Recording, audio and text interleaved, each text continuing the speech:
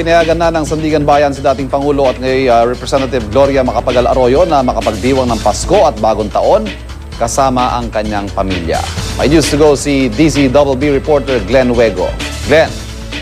Ivan, pinayagan na nga ng Sandigan Bayan First Division si dating Pangulong Arroyo na makapagdiwang ng bisperas ng Pasko at Bagong Taon na kasama yung mga miyembro ng kanyang pamilya.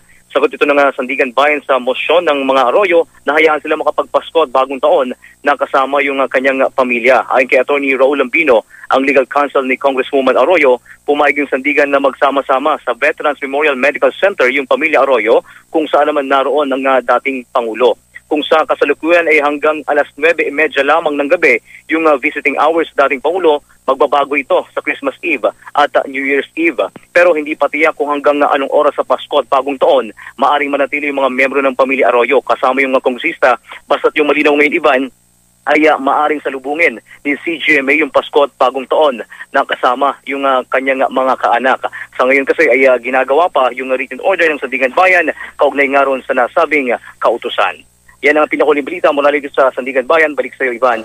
Maraming salamat, Glenn Wego ng Super Radio DZBB.